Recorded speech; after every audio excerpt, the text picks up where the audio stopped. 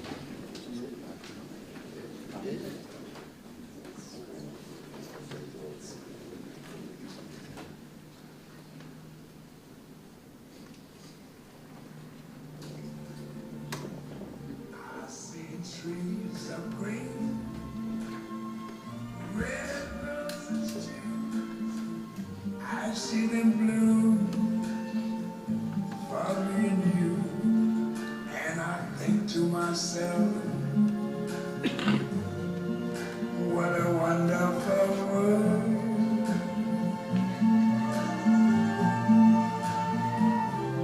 I see skies of blue and clouds of white, the bright blessed day, the dark sacred night, and I think to myself,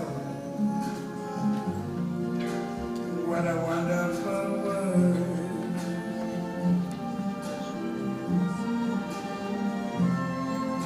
The colors of the rainbow, so pretty in the sky, are also on the faces of people going by. I see friends shaking hands, saying how do you do. They're really saying I love you. I hear babies cry, I watch them grow. They learn much more than I ever knew, and I think to myself, what a wonderful world. Yes, I think to myself, what a wonderful world.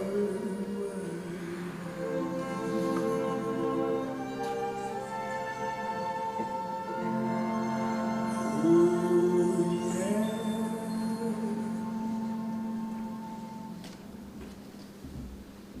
Good afternoon, ladies and gentlemen. Welcome. I cannot help but love it when we're preparing a tribute for somebody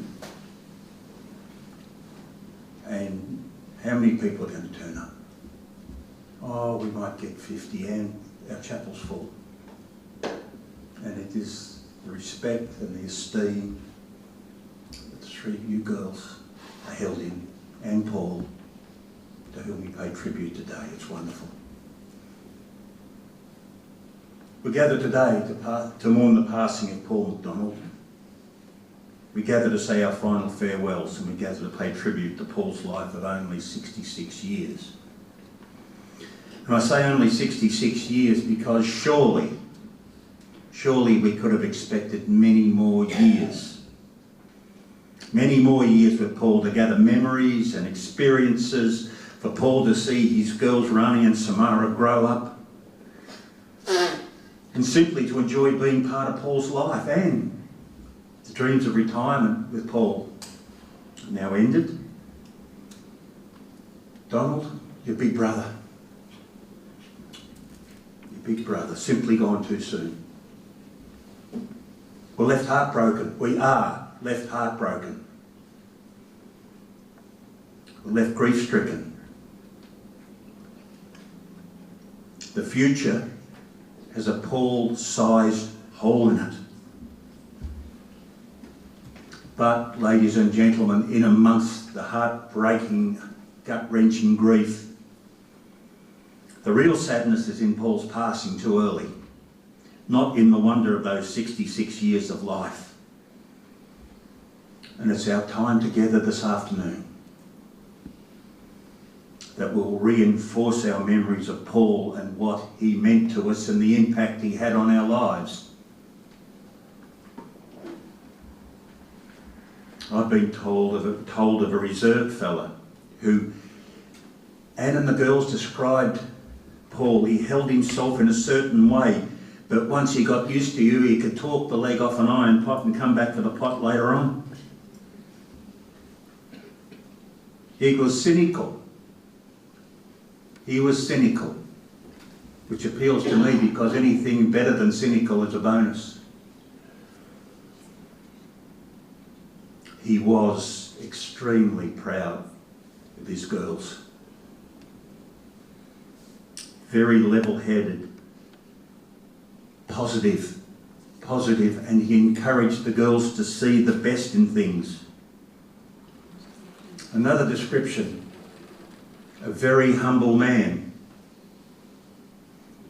And I've got, this is my edition, with the best beard I've ever seen. Hey, what sort of beard is that one?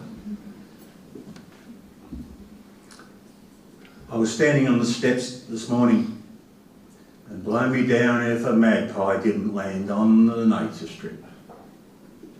And I thought to myself, it might have been Paul saying, you'll never get rid of us. Yep, Collingwood supporter. The girls have got black and white scarves on. Harry, you're wearing yours as well, I saw that.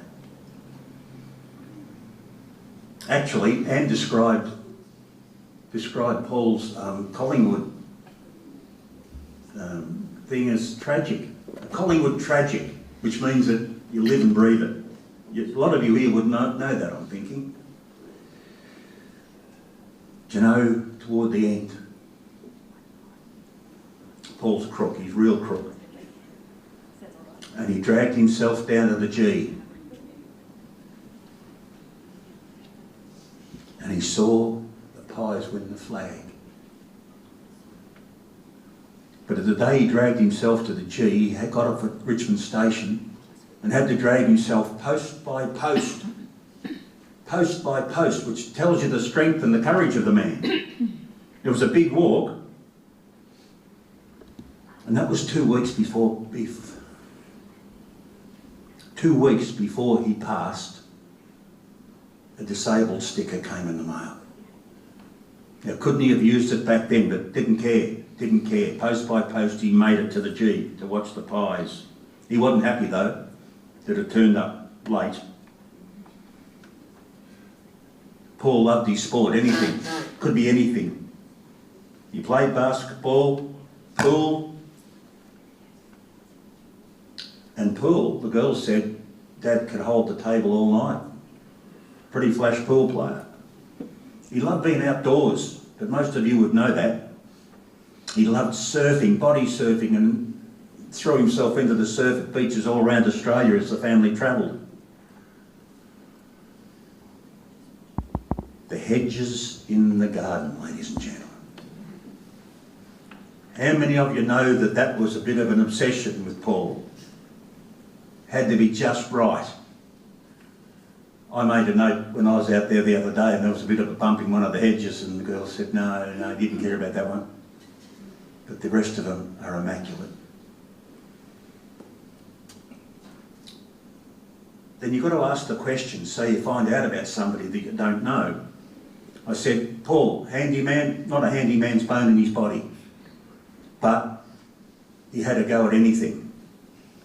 There's lots about this man, isn't there? Lots about this bloke. And do you notice what we did the other day? We chatted and the memories came flooding back. And as I said before, memories. These are what connects us to Paul. So I'm going to say, please, ladies and gentlemen, each of you here today, you're here to honour Paul and the family, the girls. Bring back your favourite memory and hold it close. And I'm going to share with you, it was a time at work, and as part of a development exercise, I guess you'd call it, there was a sheet of paper with lots of little headings. I am, I worry, I cry, I dream, I try. All little I, beginning with I, with little headings, and it was up to those participating to add a sentence, a few words. And I saw that and my heart skipped a beat, because here, at that moment in time, whenever that little exercise was completed, here is Paul McDonald, and that's what we called it. I am Paul McDonald. And just remember, the first two words, I and am, or whatever comes, is the question. Paul's answers are what follows. I am the one who watches. I wonder at the majesty of the world. I hear the silence and the roar. I see the chaos. I want the calm. I am at peace. I pretend to be the cynic. I feel the pain. I touch the surface. I worry for the young. I cry for the loss. I am trying. I understand that I know a little about a lot. I say what I feel I can. I dream. I dream of futures. I try to understand. I hope I can. I am who I am. I am Paul McDonald. For me, that's one of the most amazing pieces of writing I've had the privilege of being able to share with people. It is an incredible insight into Paul as a man. Memories, I said, ladies and gentlemen, come flooding back. Paul's younger brother Donald's going to come and share with us. Donald, please, come and share with us.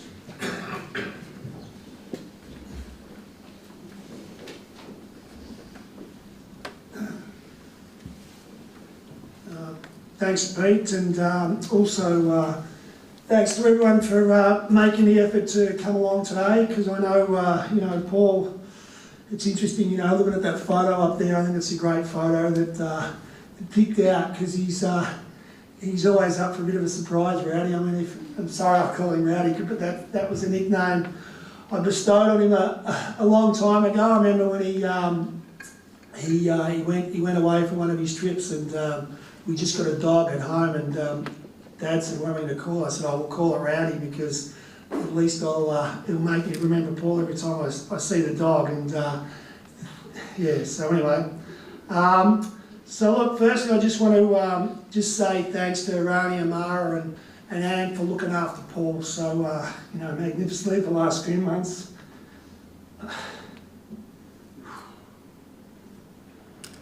It's funny, I was sitting there last night when I was writing this out, and I thought, Jesus, I think I'm going to last about 5 seconds. But then I thought, well, I'm going to pretend I'm giving a speech to my players 2 minutes before we run out to grand final day. So last thing I need to do is break down and start crying. So anyway, here we go.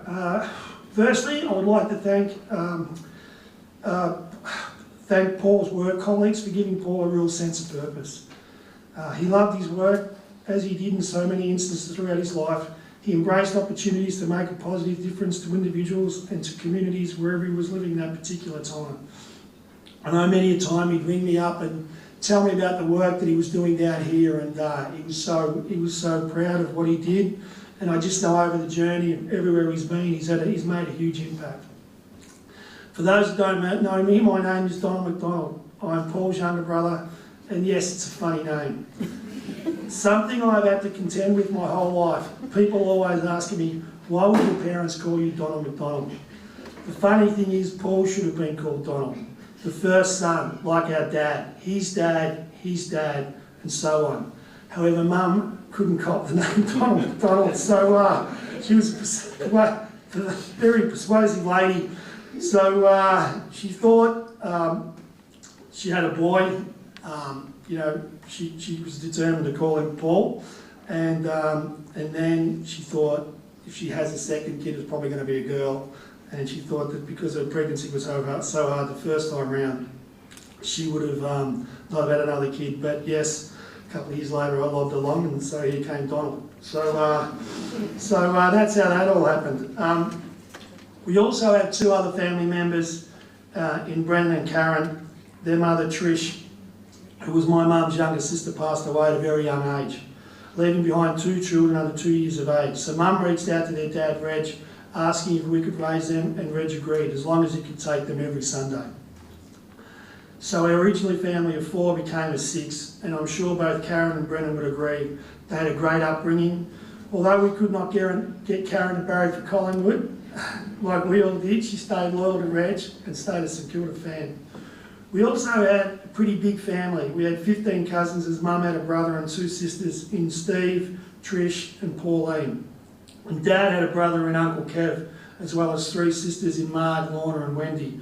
I know all our family members will be, you know, we're all various parts around the country and they'll be watching today, and I know the only auntie and uncle we've got is Wendy, so big cheer out to you, Wendy. I know you couldn't get Annie today. So anyway, growing up, we had plenty of family gatherings and we were all pretty tight, despite some significant age differences. Paul and I would often laugh that once the party was over and it was time for all the relatives to say goodbye, this process would last longer than the night itself. Obviously, the McDonalds enjoyed a drink and were pretty merry at the end of each night. So I know Paul made a real effort over the past year to reach out and reconnect with as many family members as he could, as it was so important to him. And I know I'd just love to just do a shout out to Judy and Dennis Reed, our cousins, who really kindly put on a little afternoon for us, for Paul to come up and say goodbye to his family members. There is a 5-year age difference between Paul and I, so as youngsters we did our own things, had our own mates, and the only times we really spent together were on holidays. Our parents, Don and Marie, ran a hotel in West Melbourne called the Royal Standard Hotel. It was long hours and plenty of hard work. However, they gave Paul and I all the support we needed growing up. As youngsters, we had so much fun being raised in a hotel. I suppose that is where we inherited our love of a social beer. And many of the customers were like extended families. You can imagine me and Paul having a kick out the side street of a hotel with blokes in their 50s, blind drunk, trying to hit us on the chest. So it was plenty of fun. I think that's where I learnt my magnificent ground skills. There was never a dull moment. We both helped out where we could, and our playground was the city of Melbourne, where often Paul and I were brought home by the police as we were wandering around the streets of Melbourne in our pyjamas, having snuck out once Mum put us to bed. The times I really remember from our childhood days were our trips to the Grampians, where Dad had 2 holiday houses. I'm not sure why, but he loved them. So that meant we spent the majority of our holidays going on walks, playing cricket, kicking the footy, chasing and catching lizards, seeing how many koalas we could spot in the gum trees, and swimming in Lake Belfield and Lake Fines. Probably the holiday highlight of our childhood holidays were going on the 2 cruises we went to, cruising the Pacific. I was 10 the first one, which was fun. However, the second one I was 12, which meant Paul was 16 and starting to emerge as a confident teenager, especially with a few sneaky beers under his belt. One night on the cruise, he decided he had enough of me. So he started dragging me through the corridors, because I had to share a little bed with him, or like a little bunk thing. He dragged me through the corridors, up onto the deck, and threatened to throw me overboard until one of the crew stopped him. Apparently I was annoying him. I can't believe that. Anyway, being raised in a hotel and in a city was not your usual family lifestyle. However, Paul went to St Mary's Primary School and had great mates, all of which were either Italian or Maltese origin. All of them lived within a kilometre radius of our hotel in West Melbourne. His best mate, Ange, who I know is watching today, said to me, at school, Paul was so quiet and the smartest kid in the class. Those boys had their very own rat pack and plenty of good times running amok in the Victoria market and having fights with a few of the local gangs that were pretty prevalent at the time. At one stage, Paul was a lout. You wouldn't have thought so, but yes, in his adolescence, at one stage he was a member of the West Melbourne Sharpies. So there's a lot of kids today might remember that back in the day there was gangs and there was the Sharpies and the skinheads. And he treasured wearing his designer Conti cardigans and stagger jeans that he wore so tight that the area around his testicles were faded. Apparently the original Conti cardigans were very expensive and they were a vital part of a Sharpie's get-up. And Dad thought he would wash them one day and put them in the dryer. When they came out, they would not have fitted a 3-year-old. I don't think I've ever seen a more shattered Paul. As Paul moved into secondary school, Mum and Dad thought it would be a good idea to send us to boarding schools, as they thought living in an inner city hotel wasn't the greatest environment for us. So Paul went to Monterey College in Hamilton in Western Victoria, whilst I went to primary school in Ballarat.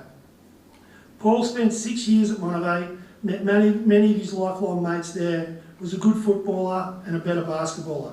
Although not as diligent as he was at primary school, he never had any issues passing his various exams due to his natural intelligence. He got away with a fair bit at school that Mum and Dad would not be aware of, and I have no doubt Paul would have been very happy with that, being the shrewd operator that he was. However, on one visit to school, Paul and Dad walked past the piano. Dad asked Paul how the piano lessons that Mum and Dad had been paying a tutor to teach him were going. Paul said the lessons were going really well. So Dad then asked him to play something for him. Fair to say, Dad was pretty shattered that Paul couldn't even play Mary Had a Little Lamb. Boarding school was awesome for the development of Paul's personality, as he really came out of his shell. And it helped having his cousins there in Steve and Austin Hambrook, as well as another cousin, Johnny Walker. Paul made many friends at Monterey, and one of which was travelled here today from Perth, in Harry McSparron. So thanks a lot for making the effort to come over, Harry. It's an awesome effort, mate. And also to Damien Malik, and another one of Paul's great mates that's come along as well. He also met another lifelong mate in Tony Rush, who is here today. Both of these Monterey mates have been terrific confidants for Paul over the journey. It will also be remiss of me if I don't mention our family's lifelong devotion to the Collingwood Football Club. It's fantastic to see Brownie and Mara wearing the black and white, and it's great to see some of their friends as well doing the same thing, because you wouldn't have met a more fanatical Collingwood family than ours. As a family, we had reserved seats in the Sharon stand where Collingwood played at Victoria Park. We had so many great days going to watch the Pies on a Saturday arvo, where our parents would get away from the hotel for an afternoon. Dad knew the doorman, so we used to get into the rooms after some games, and I knew this lit a fire in Paul's belly that did not extinguish until the day he died. I was probably even a bigger Pies fanatic when I was a kid, however I ended up playing for North Melbourne. And after I started playing a few games in the seniors, I asked Paul if there was any danger that he, and our other Brendan, might come and watch me play, as I thought it was a pretty big deal having a brother playing in the big time. Paul's response was that he and Brendan had discussed the matter, but decided if they started following me, what would happen when my career was over. So they decided it would be easy to stay barred for Collingwood and not complicate things. Although I do know over the past 10 years, Paul has followed our son Luke's career very closely, regularly sending Luke text messages when times are pretty tough for the Mighty Roos, and there's been plenty of those in recent years. But I'm sure that the tide will turn.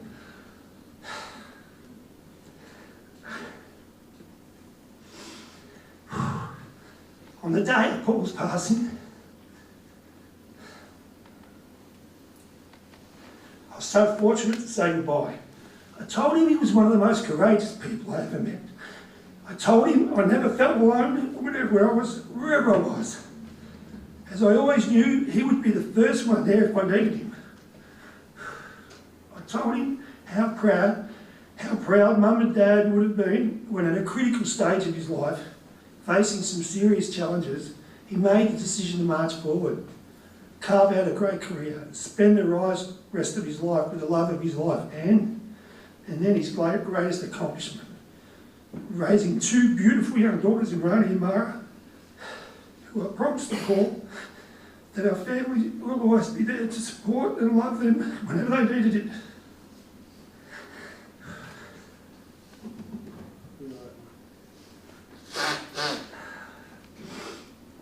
Like putting it's an emotional game, because my brother was a unique individual. I nicknamed him Rowdy due to his quiet nature that masked the determined streak that got to him where he successfully landed. Thanks for your attendance today, and to those who are online who can't be here, and I want to thank Pete and your staff for putting on a fantastic service. Thank you.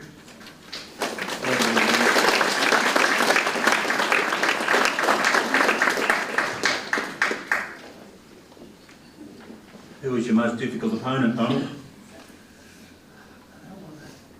Oh, listen to that. Hey, Mr. Confident, because I thought he would prefer to face his most difficult opponent instead of standing up here paying a beautiful, beautiful tribute to his big brother, and he said, oh, nobody. Okay. Well done. That was magnificent. Well done. Time to pause for a minute, ladies and gentlemen. And one thing I haven't mentioned yet is that the music we're hearing today has been chosen by Paul. And there's a little beauty at the end of the photos that we've been able to insert in. Sit back and enjoy the memories. Thank you, Suze. Thank you, Kel.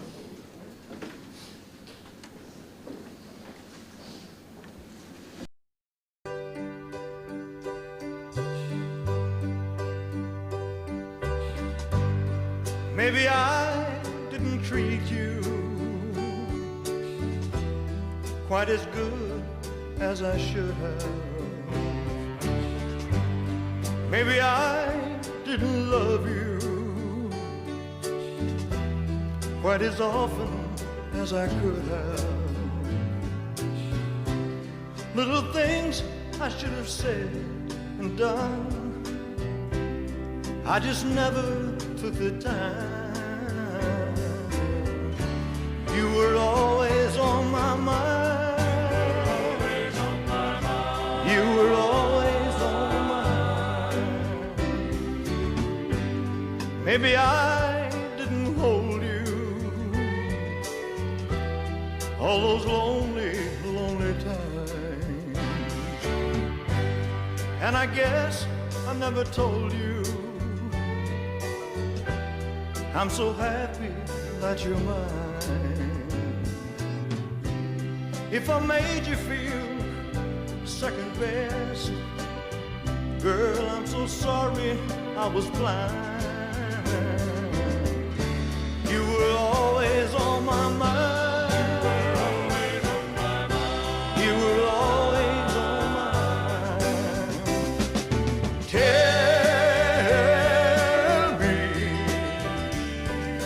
Tell me that your sweet love hasn't died.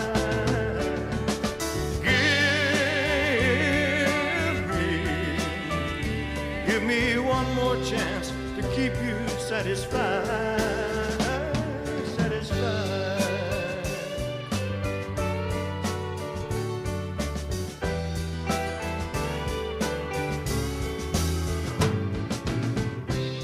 Little things I should have said and done, I just never took the time. You were always on my mind. Always on my mind. You were always on my mind.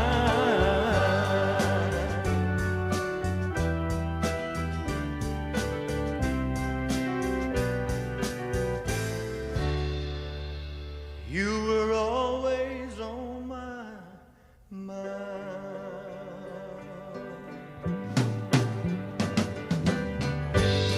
Maybe I didn't treat you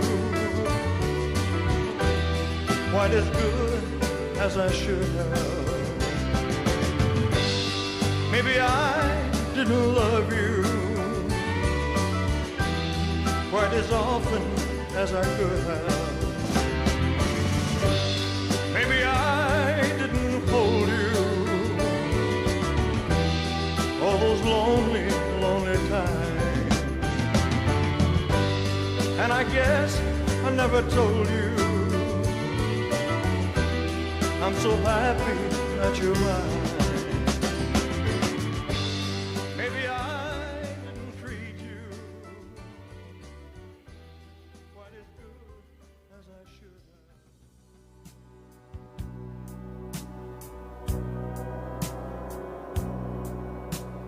Hello, is there anybody in there? Just not if you can hear me.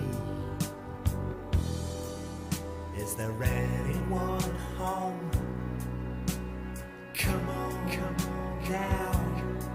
I hear you're feeling down. Well, I can ease your pain, get you on your feet again. Relax. I need some information first.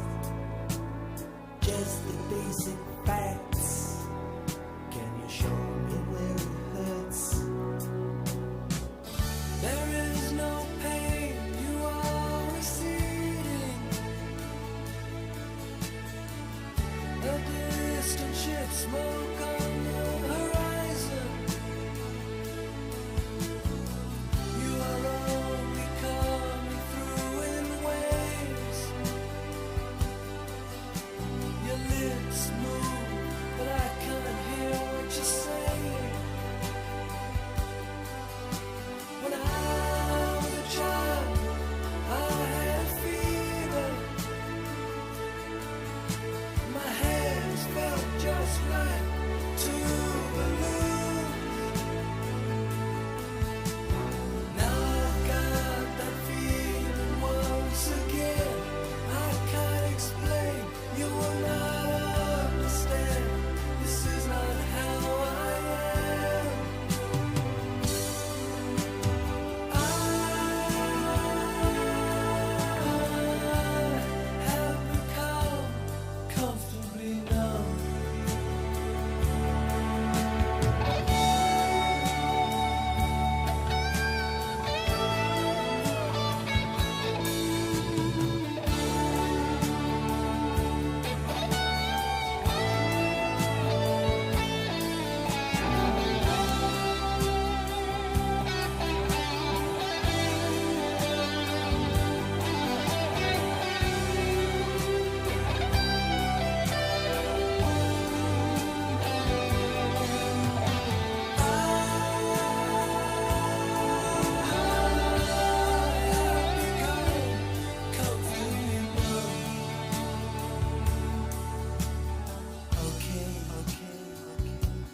Just a little pinprick.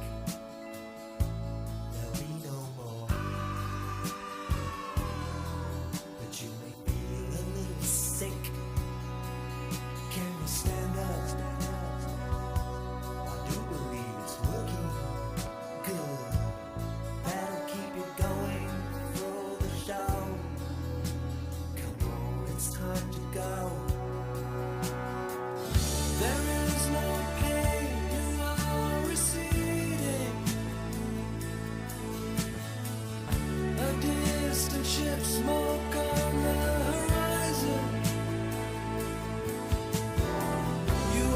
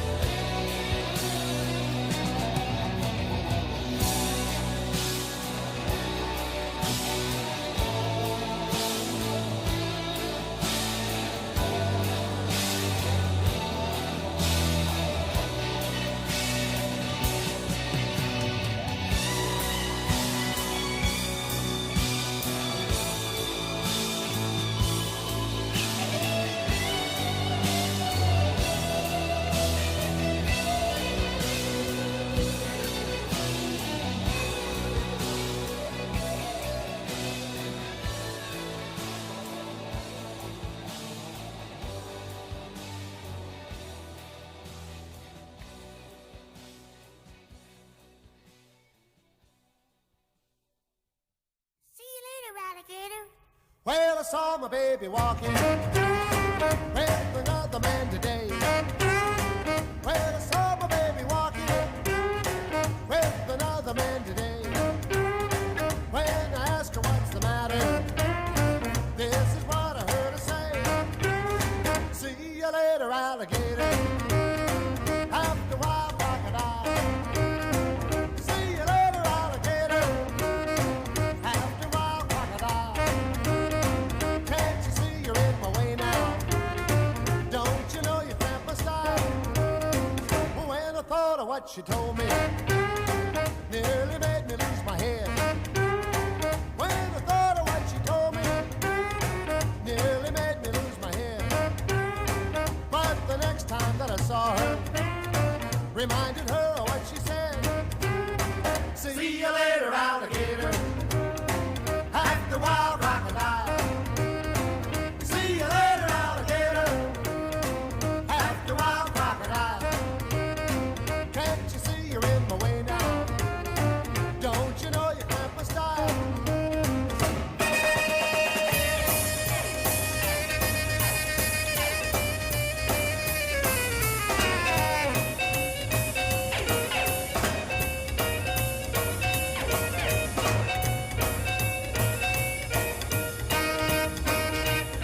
She said, I'm sorry, pretty daddy.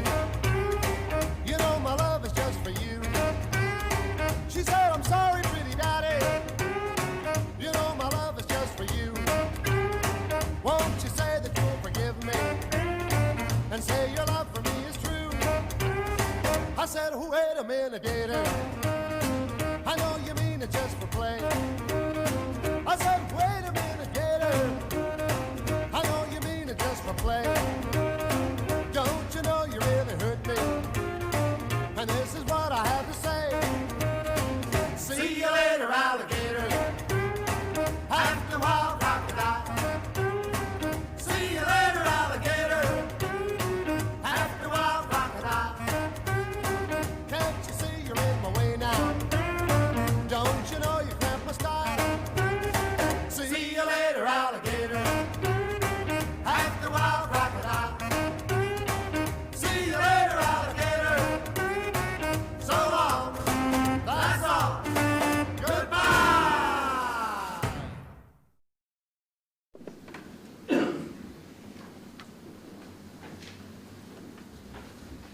Remember what I said about memories?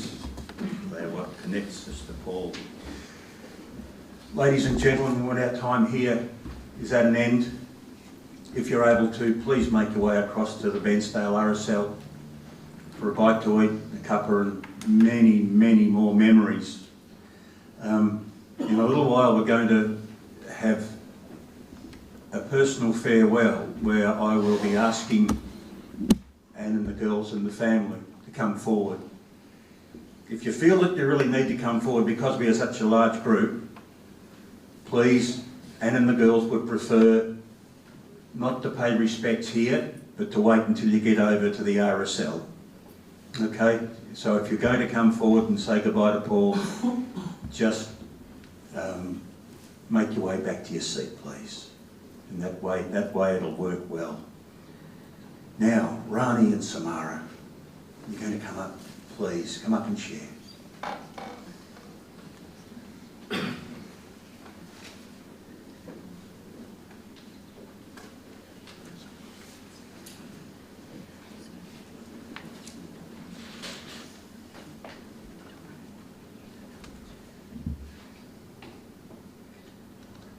As you all know, Dad was a really one of a kind man. He was the most amazing dad and best friend. He showed Rani and I how wonderful the world is and the people in it and how amazing life can be. Dad really was our best friend, the part of our family, the part that made our family whole. Our love is indestructible, and there'll never be a time when I don't miss you. We all love you forever.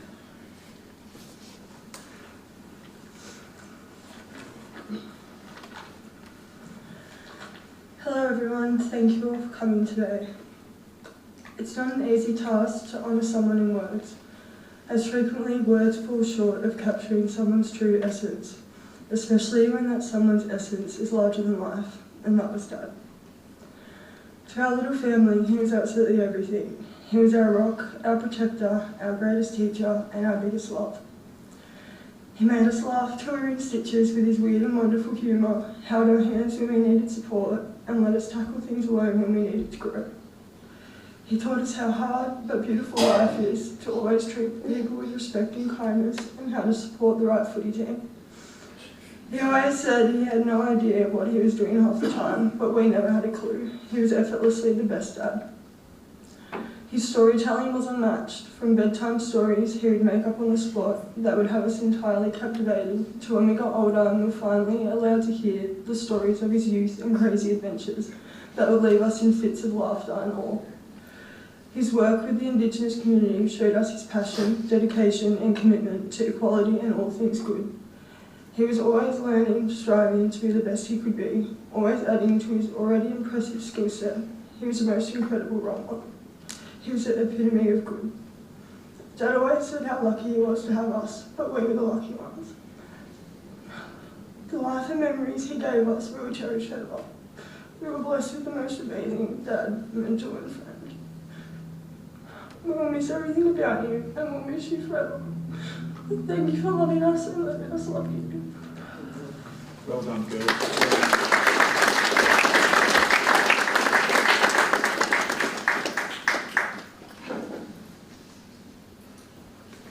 So difficult, and you did it beautifully.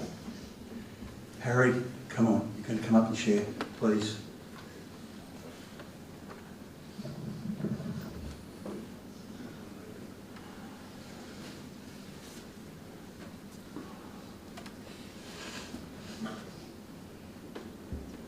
You know, I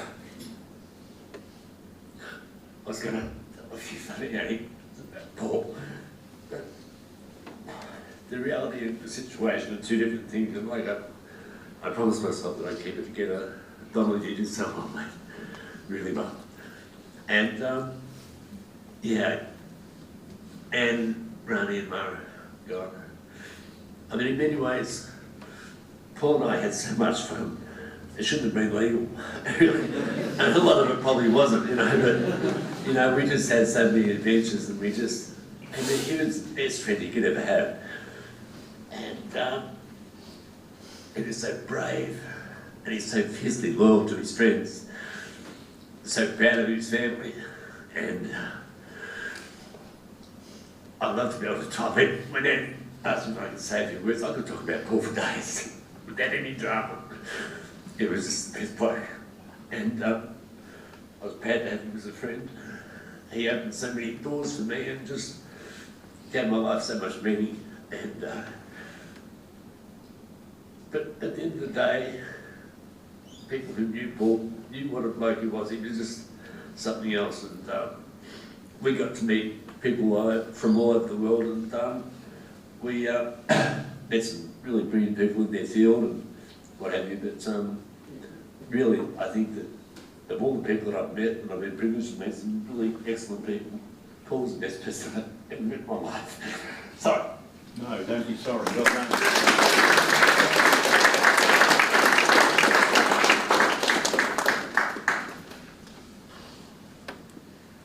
There's a song somewhere that says you don't need to say much in so many words. You said books and books in a few words, Harry. Thank you so much. Now, Rod Norman, where are you, Rod? Are you going to... Well done.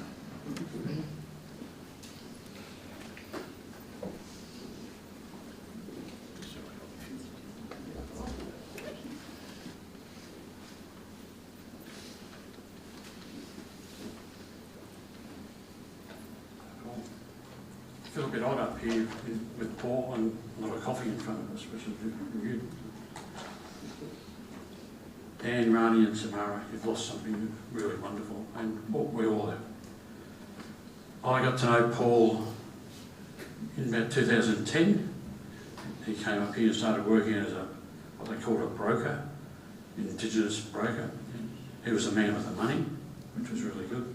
I worked in justice with the community committees.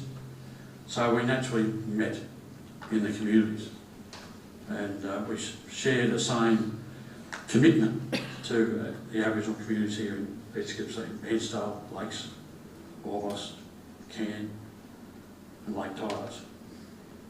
I saw how well Paul communicated with the Aboriginal communities. He was there, he was fully committed, and he spoke the truth. And Aboriginal people know when somebody doesn't speak the truth. They can smell it a mile off. And they knew he was speaking the truth. He was there to help them. He was very respected because he truly cared and was committed.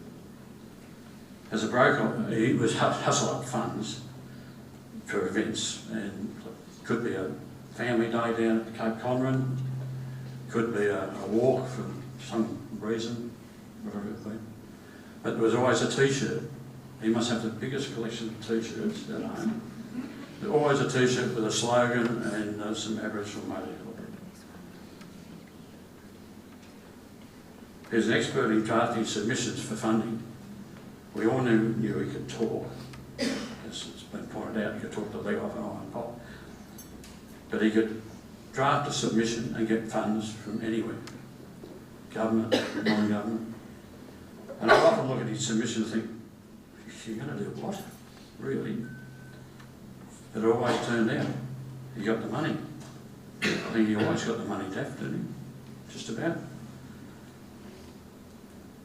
But when you get money from somewhere, you've actually got to pay the pipe, you've got to do a report at the end. And he drafted a report to justify where the money went. And I go, we did what? But it was all there. And one of the things he got involved in with the community up here, and I was involved as well, was what was known as the GH, Gippsland East Young Aboriginal Journeys Project. And Paul, it happened to come our way that there was a trip to Kokoda for some young people. So with Paul's mastery of word, we made that from 12 young people to 14, plus 2 leaders, so it's 16. We had support from, well, naturally down at Uwina, with the Healing Service, GJAC, the local co-op, Justice Department, RSL, Duke of Edinburgh Award, and he was the principal author of all the stuff that went to garner that support. He was involved in weekend meetings, walking up the river with the young people, Mount Taylor, that was a hike. I drove the car at the top, he walked. The Shrine, we spent a wonderful weekend down at the Shrine with the old diggers and the young people. Corangamji Institute at Richmond Football Club, he actually went into the Richmond football as a Collingwood supporter, which is surprising. 1,000 steps in the Dandenongs. I stayed at the car park, he didn't. Stresleckies at the back of Yarram with Wogunton and Lou. I drove the car up with the water, he walked with the young people. Because that's the sort of bloke he was. So when we got the young people together and found that they were committed, we ended up with more than we needed.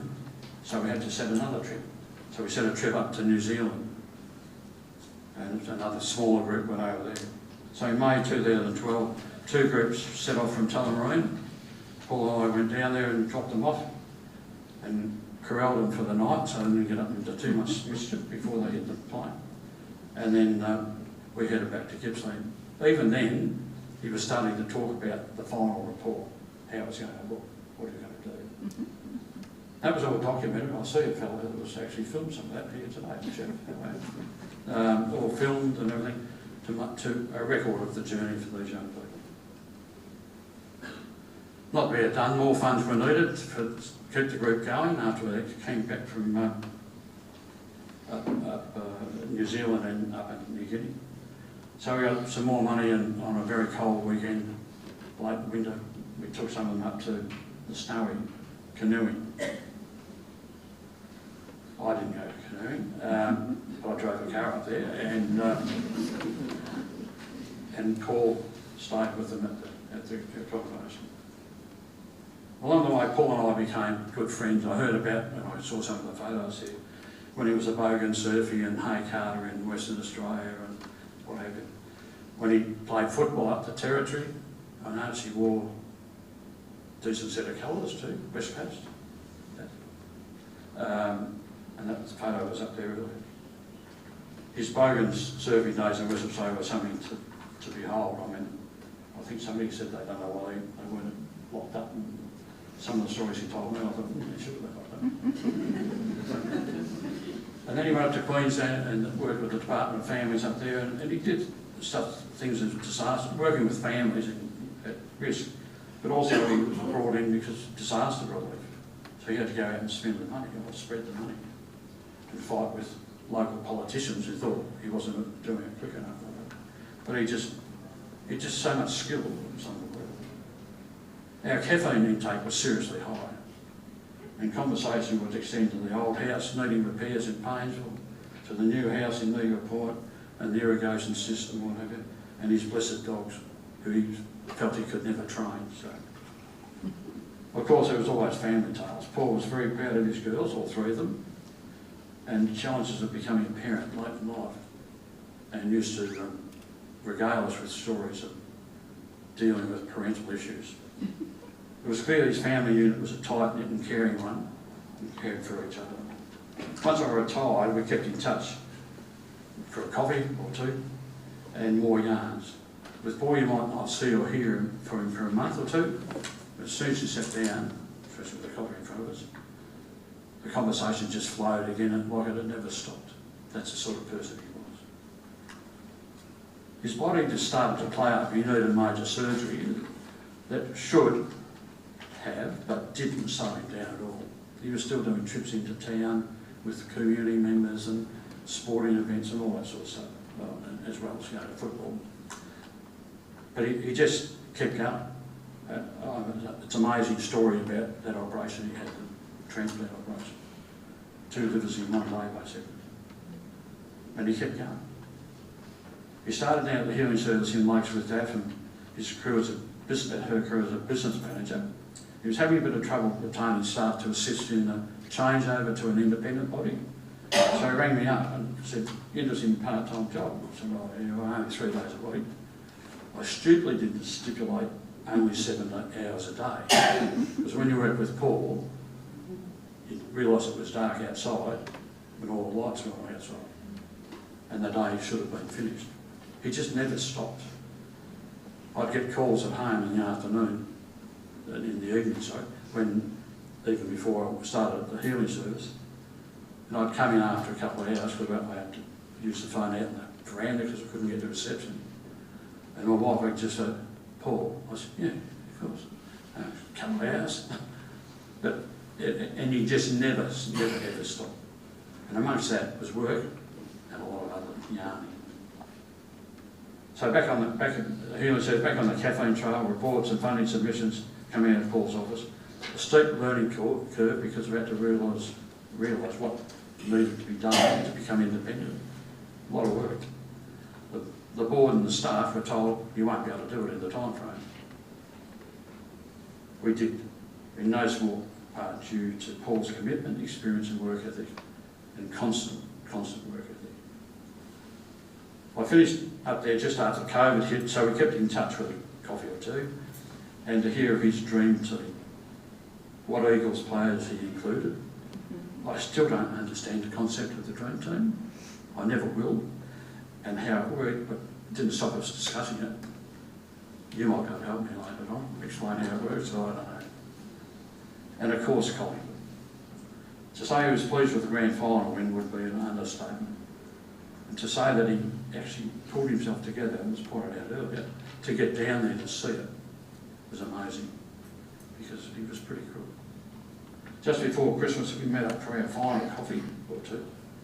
And football was still a topic, and the house, and the dog, and the conversation flowed in many directions, including his future, which he was fully embracing what was going to happen. Paul always worried that he would not be around for the girls, or they would not be prepared to be without him. I would say at our last meeting, he was very, very comfortable with where he was at and what support he'd given to the girls and where they were heading. He was a proud father and a partner and a great colleague and a great friend. And we're going to miss him. I'll have to find somebody else to have coffee with me. So, thank you.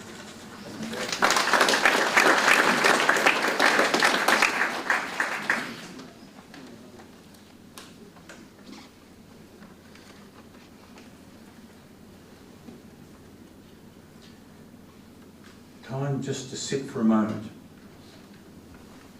We're going to listen to a beautiful song. It's Delta Goodrum and Gurumul, and it's Bayani. And it reinforces what Rog has told us about his commitment to Aboriginal people. Thank you, Cal.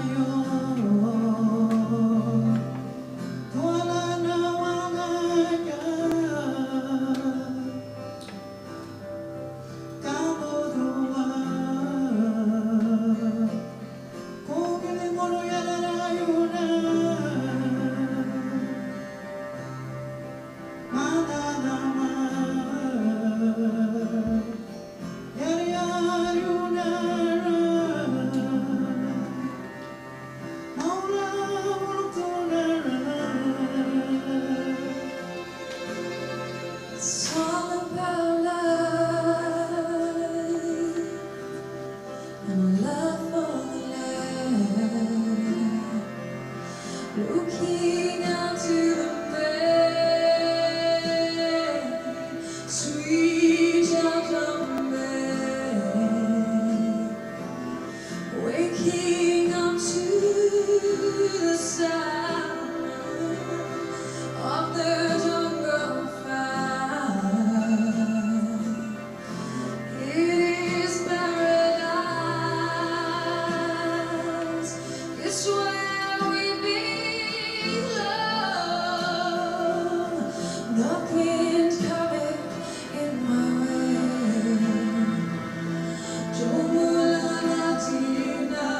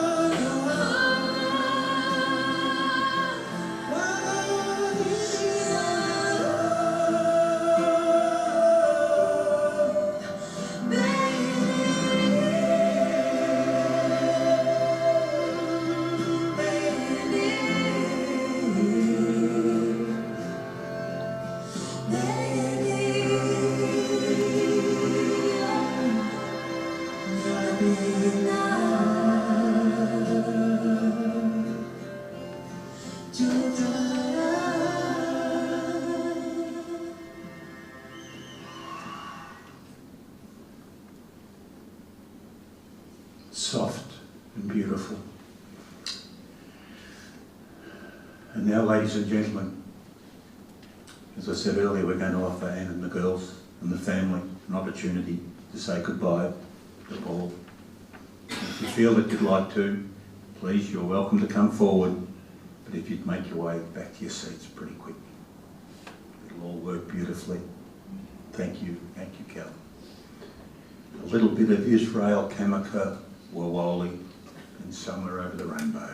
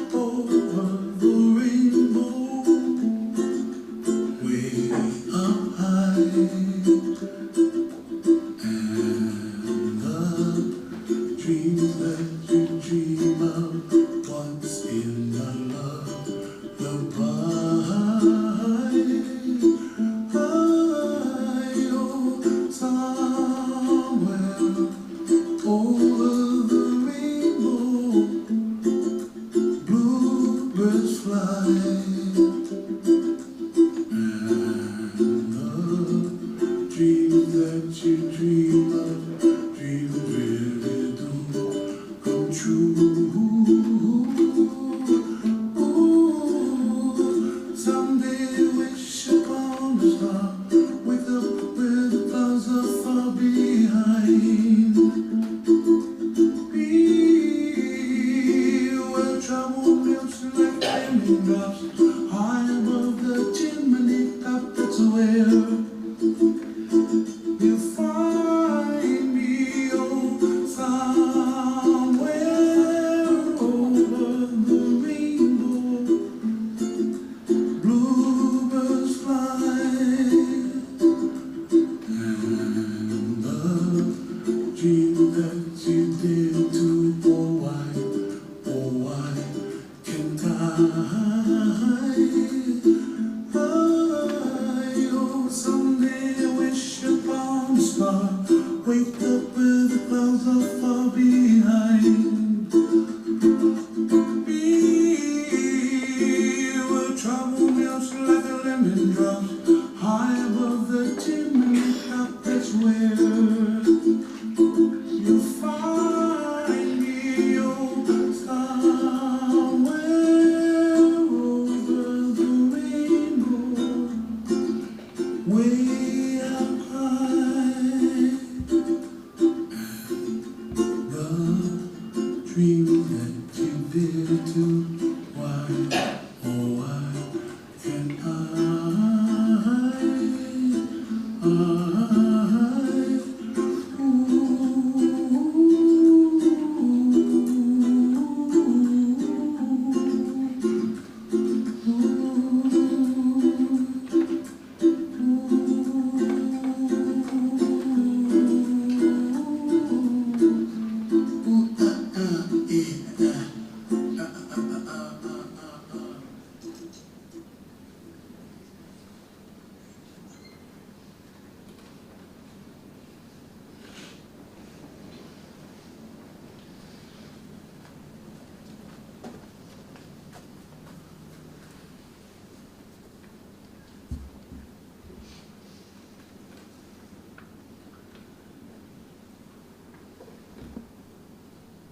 It's time to say farewell to Paul, but very, very obviously, as has been shown today, he remains in our hearts, locked in there forever. Deeds, exploits, committed work practices, being fair income, leg off an iron pot, get things done, love of family, the list goes on and on. We are just sorry that he is not with us for many, many more years. This is what we will struggle with as we leave here today. I know that as a community and as a family, you will wrap your arms around the girls. And I include you in that as well. We need to love. We need to love with all our hearts. We are so sorry that Paul isn't here with us. Thank you all for being here today. Take his memory, take him with you in your hearts, ladies and gentlemen. And let us now commit Paul's body to cremation. And in doing so, we acknowledge that we come into this world with nothing and we depart with nothing. However, the wonder of our time on this earth is that we leave behind warm, enduring memories to mark our years and to sustain those left behind. For those of you who, like Paul, may memories be your comfort, and for those of you who loved him, may you hold a sacred place in your hearts and a knowing smile on your lips. Rest peacefully, Paul. You are missed. And our last song, ladies and gentlemen, as we take Paul on his final journey, goes back to what Rod mentioned as about the Bogan days. Little bit of steppin', Wolfie. Born to be wild. Thank you all so much. Make your way across to the Bairnsdale RSL. Thank you, ladies. ladies and gentlemen.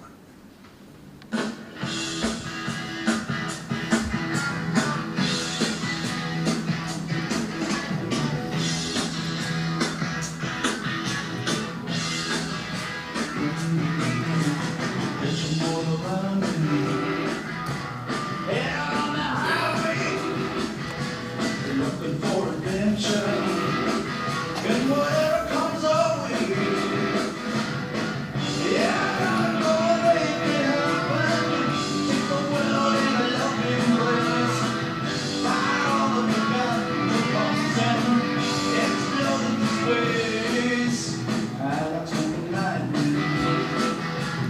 every little thunder, listen to the wind.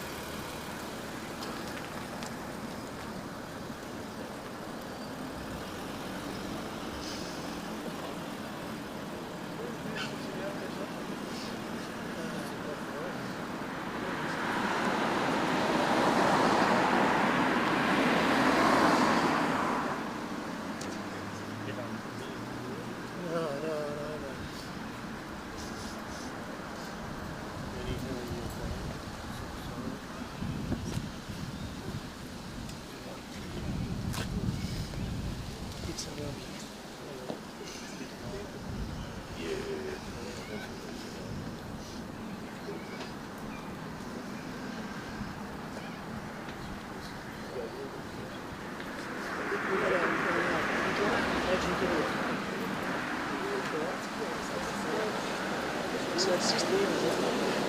Just go around